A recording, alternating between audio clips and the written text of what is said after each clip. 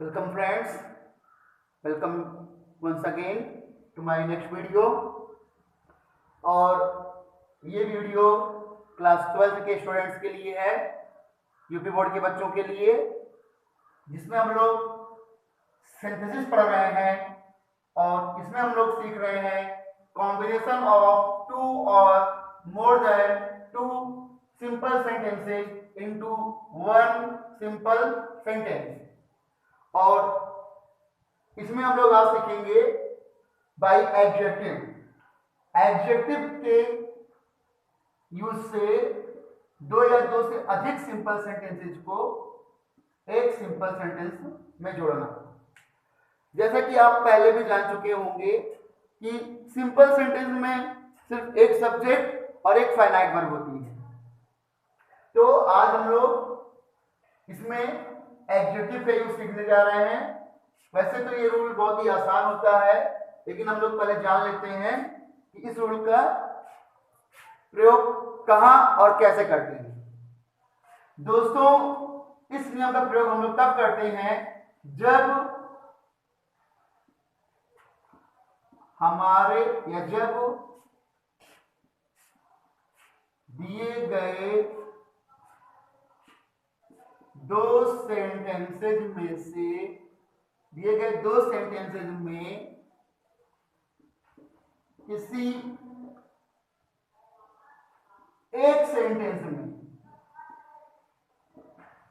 किसी एक सेंटेंस में कोई नाउन आया हो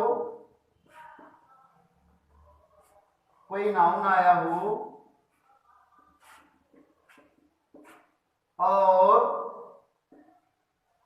दूसरे सेंटेंस में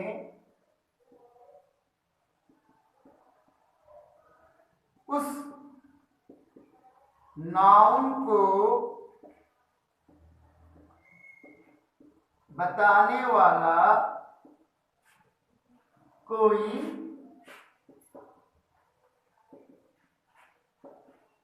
एडजेक्टिव आया।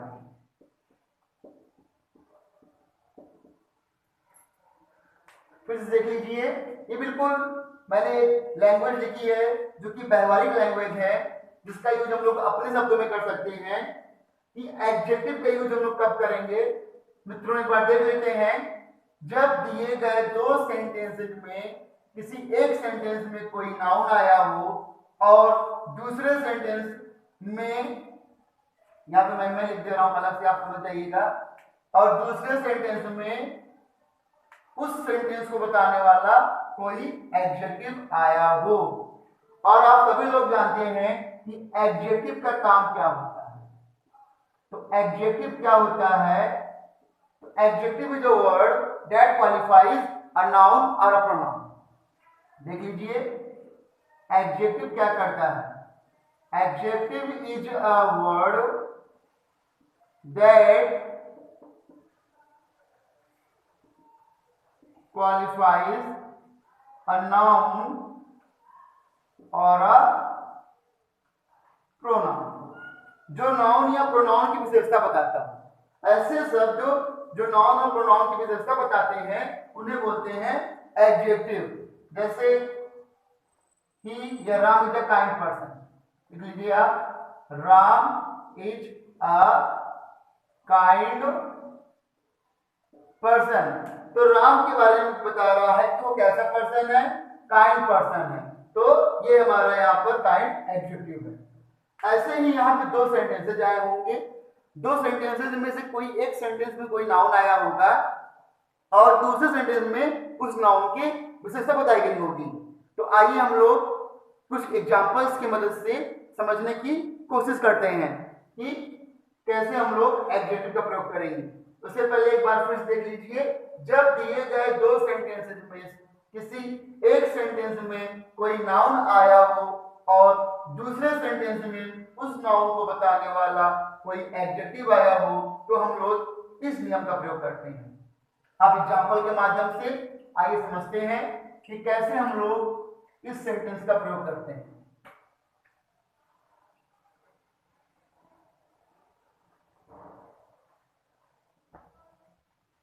एग्जाम्पल देखिए,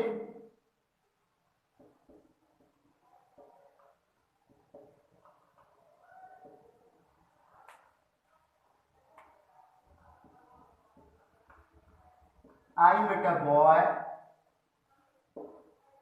he was kind. I met a boy, he was kind. अब देखिए यहाँ पे इस सेंटेंस में ये हमारा एक नाउन आया हुआ है और इस नाउन की विशेषता बताने वाला दूसरे सेंटेंस में एडजेक्टिव आई हुई है। ये हमारा इसका नाउन है और ये इसका एडजेक्टिव है। अब हम लोग उसको जोड़कर देखिए एक सेंटेंस बनाना है तो आए हुए एडजेक्टिव को इस नाउन के पहले लिख देना होता है। अब जानते हैं एडजेक्टिव का यूज हमेशा नाउन के पहले किया जाता है। तो आप लिखिए I met a kind boy. अब देखिए मिल गया, दो सेंटेंसेस थे और दो सेंटेंस को हम लोगों ने एक सेंटेंस में चेंज कर दिया और यही हमारा होता है सिंपल सेंटेंस। आइए एक एग्जांपल और देखते हैं। द पुलिस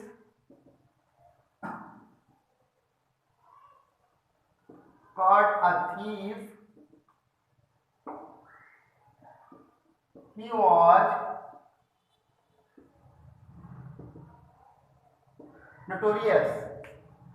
notorious का मतलब होता है कुख्यात। ये फेमस का अपोजिट वर्ड हो सकता है।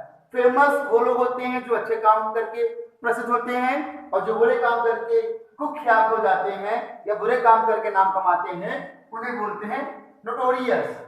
अब देखिए इसको अगर हमको ऐड करना होगा तो देखिए कैसे ऐड करना है। इस नोटोरियस को किसकी बस बता रहा है, इस थीफ के बारे में बता रहा है तो इस थीफ के पहले लिख देना है। देखिए the police caught a notorious thief। Thief कैसा है, नोटोरियस है। तो यहाँ पर देखिए यहाँ भी दो सेंटेंस आए थे। ये देखिए एक सेंटेंस में हमारा एक नाउन आया हुआ था और दूसरे सेंटेंस में उसके लिए एडजेक्टिव आई हुई है। इन दोनों को मुझे ऐड कर देना है और एडजेक्टिव को हमेशा नाउन के पहले ही रखते हैं।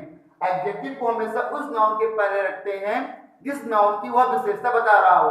तो ये जो नोटोरियस है इस थीफ की विशेषता बता रहा है तो हम लोगों ने यहाँ इस थीफ के पहले लिख दिया the police caught a notorious thief. अगला एग्जांपल देखते हैं।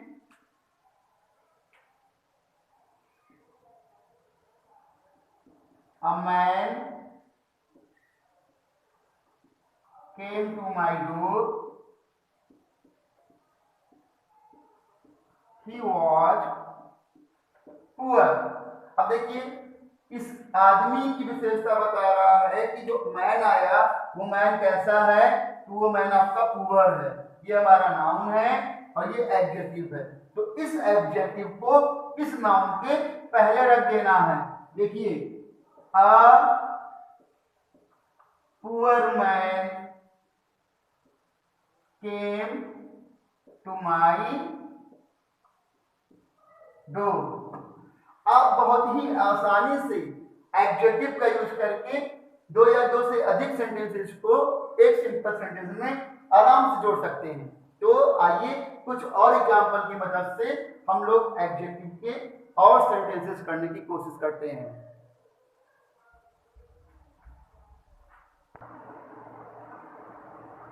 आइए दोस्तों कुछ और एग्जांपल्स देखते हैं।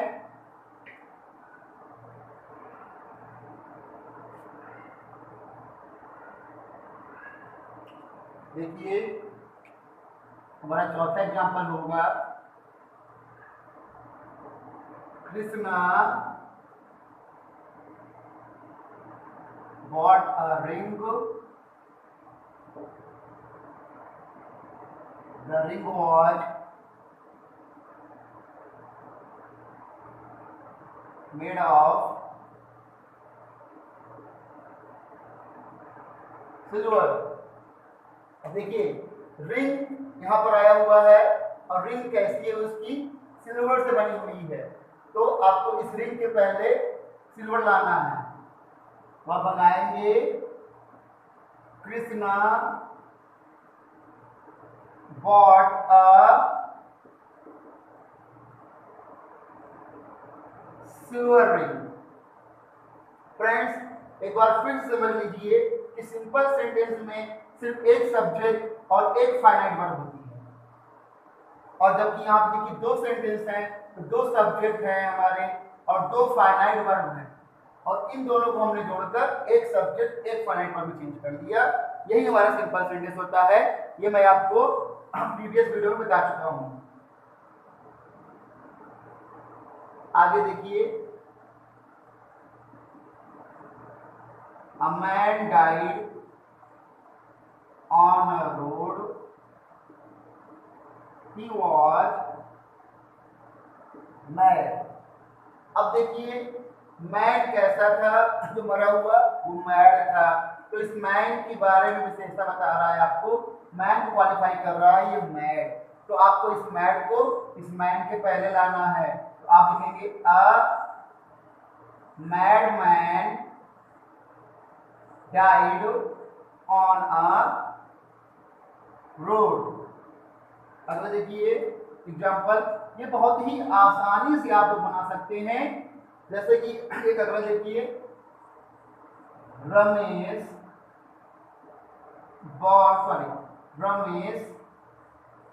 sold his cycle. The cycle was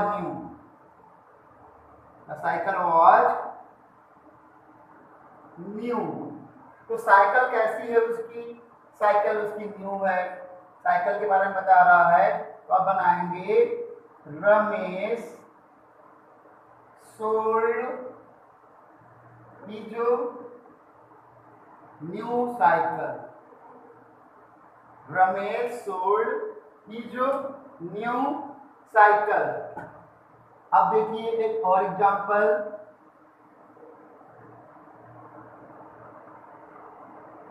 I gave a rupee to a man, he was lame। मैंने 1 रुपए एक आदमी को दिया और आदमी लेम था, लंगड़ा था। तो आप इस आदमी के बारे में बताना है कि आदमी कैसा है। हमारा आदमी जो है वो लेम है, तो लेम को कहाँ रखना है, इस मैन के पहले रख देना है। तो आप बनाएंगे तो आई गेव अ रूपी टू अ लेम मैन। तो दोस्तों इस तरह से हम लोग यूज ऑफ एडजेक्टिव का प्रयोग करके बाय एडजेक्टिव से हम लोग दो सेंटेंस को एक सिंपल सेंटेंस में ऐड कर सकते हैं।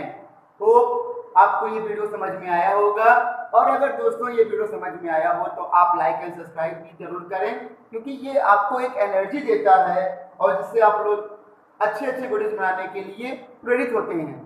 यूट्यूबर्स को अगर लाइक और सब्सक्रिप्शन मिलता रहता है तो और भी अच्छे वीडियोस बनाने की कोशिश करते हैं। बाकी मैं जानता हूँ कि इन वीडियोज में कुछ प्रॉब्लम्स रहती हैं साउंड क्वालिटी को लेके, वीडियो क्वालिटी को लेके, but I shall try my best, और इन फ्यूचर मैं इन सारी कमियों को रिमूव करने की, दूर करने की बिल्कुल कोशिश करूँगा। Thank you.